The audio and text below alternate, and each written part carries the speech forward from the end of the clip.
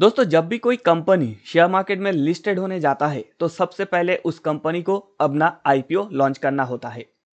IPO या initial public offering और कुछ नहीं, ये एक सिंपल एडवर्टाइजमेंट है जिसके थ्रू इन्वेस्टर्स को ये इंफॉर्मेशन दिया जाता है कि ये एक XYZ कंपनी है, ये शेयर मार्केट में इस तारीख को लिस्टेड होने वाला है, इसका प्राइसिंग इतना है। यानी कि जैसे नॉर्मली हम लोग टीवी न्यूज़पेपर में किसी नए प्रोडक्ट का एडवर्टाइजमेंट देख के पता करते हैं कि ये प्रोडक्ट किस काम में यूज़ हम कर सकते हैं, या फिर उस प्रोडक्ट के बारे में कंपनी हमें इंफॉर्मेशन देता है। ठीक वैसा ही जब कोई शेयर मार्केट में कंपनी लिस्टेड होता है तो वो कंपनी अपना आईपीओ लाता है ताकि इन्वेस्टर को पता चले कि वो कंपनी क्या करता है और वहां पर इन्वेस्टर क्यों इन्वेस्ट करे। तो ये जो प्रोसेस होता है, ये प्रोसेस बहुत ही कॉम्प्लिकेटेड और कॉम्प्लेक्स है। इसीलिए इस प्रोसेस को कंप्लीट करने के लिए हर एक कंपनी एक या एक से ज्यादा इन्वेस्टमेंट बैंक को हायर करता है। तो अभी आप पूछ सकते हो कि ये इन्वेस्टमेंट बैंक कौन है। तो इन्वेस्टमेंट बैंक और कुछ नहीं, ये नॉर्मली जितने भी इंडिया के लीडिंग बैंकर्स है, यानी कि जैसे मान लीजिए कि ICICI बैंक हो गया, कोटक महिंद्रा हो गया, SBI हो गया, एक्सिस बैंक हो गया, तो ये जितने भी बैंक है या फिर फाइनेंशियल इंस्टीट्यूट है, इनके पास कुछ क्वालिफाइड लोग होते हैं या फिर क्वालिफाइड टीम होते हैं जो ऐसे कॉम्प्लेक्स और बिग मनी के जितने भी ट्रांजैक्शंस होते हैं उसको कंप्लीट करते हैं, जिन्हें हम इन्वेस्टमेंट बैंकर्स कहते हैं। ये हाईली प्रोफेशनल है और ये लोग हायर किए जाते हैं ऐसे ही कामों को कंप्लीट करने के लिए। क्योंकि आईपीओ में क्या होता है कि ढेर सारे एप्लीकेशन, ढेर सारा अकाउंट, ढेर सारा पैसा, इसको मैनेज करना, कंट्रोल करना किसी कंपनी या फिर किसी नॉर्मल अकाउंटेंट की बात है नहीं। इसको हैंडल करने के लिए ये क्वालिफाइड इन्वेस्टमेंट बैंकर्स होते हैं। नॉर्मली इन्वेस्टमेंट बैंकर्स क्या करते हैं ना, कंपनी के साथ एक एग्रीमेंट कर लेते हैं जिसे हम लोग अंडरराइटिंग कहते हैं।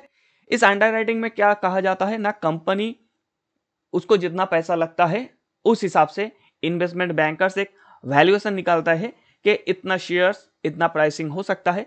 उस हिसाब से इन्वेस्टमेंट बैंकर कंपनी को पैसा दे देता है और इन्वेस्टमेंट बैंकर आगे चल के जो आईपीओ का प्रोसेस है, यानी कि शेयर मार्केट में जो लिस्टिंग का प्रोसेस है, उसको कंप्लीट करता है। यानी कि कंपनी सेफ हो जाता है। अगर मान लीजिए किसी भी रीजन से आईपीओ में अगर 100% एप्लीकेशन ना आए, एप्लीकेशन अगर कम आ जाए, तो वहां पर ये इन्वेस्टमेंट बैंक उसको फुलफिल करता है या फिर उसको वो परचेस कर लेता है। अगर कोई कंपनी शेयर मार्केट में ऑलरेडी लिस्टेड है लेकिन फिर भी उसको पैसों की जरूरत है, तो वो अपना फिर से पब्लिक ऑफर ला सकता है, जिसे हम लोग कहते हैं फॉलो ऑन पब्लिक ऑफरिंग, यानी कि एफपीओ। यानी कि इन शॉर्ट आप ऐसा कह सकते हो कि आईपीओ यानी इनिशियल पब्लिक ऑफरिंग, जो कंपनी पहली बार स्टॉक मार्केट में लिस्टेड होने जा रहा है वो लाता है। और जो कंपनी ऑलरेडी स्टॉक मार्केट में है, लिस्टेड है, अगर उन्हें पैसों की जरूरत हुआ तो वो एफपीओ लाता है, जिसे कहा जाता है फॉलो ऑन पब्लिक ऑफरिंग। तो जैसा मैंने थोड़ी देर पहले कहा कि ये जो आईपीओ का प्रोसेस है ये बहुत ही कॉम्प्लिकेटेड है। इसमें ढेर सारा पेपर्स बनाना पड़ता है जिसे इन्वेस्टमेंट बैंकर्स रेडी करता है। इन पेपर्स को हम लोग एक साथ DRHP कहते हैं, या फिर जिसका फुल फॉर्म है ड्राफ्ट रेट हेरिंग प्रोस्पेक्टस। इसमें कंपनी का सारा इंफॉर्मेशन दिया जाता है, जैसे कंपनी के बोर्ड ऑफ डायरेक्टर्स कौन कौन है, मालिक कौन है, कंपनी का बिजनेस क्या है, उनका ब्रांच कहां पर है, कम्युनिकेशन एड्रेस क्या है, फोन नंबर क्या है, ईमेल आईडी क्या है।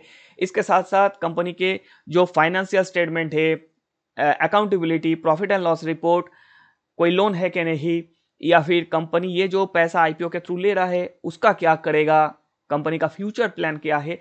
यानी कि एक इन्वेस्टर को ये सारा इंफॉर्मेशन दिया जाता है जिससे वो ये समझ पाए कि इस कंपनी में उसको इन्वेस्ट करना चाहिए या नहीं।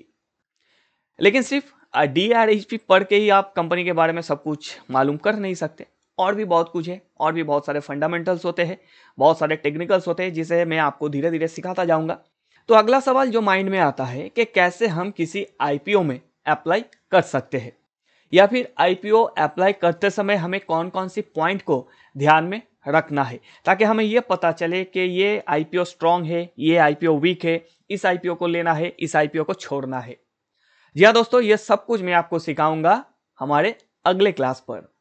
आज के लिए बस इतना ही।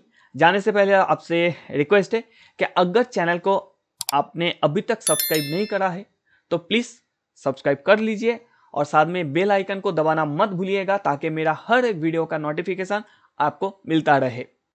अगर वीडियो से आपको कुछ सीखने को मिल रहा है प्लीज़ वीडियो को लाइक एंड शेयर कीजिए ताकि आपके साथ साथ आपके दोस्त और आपके फैमिली मेंबर्स को भी सीखने का मौका मिले। जल्द मिलते हैं हमारे अगले क्लास पर, तब तक के लिए सब अच्छे से रहिए, सबको बहुत अच्छे से रखिए। Thank you to all.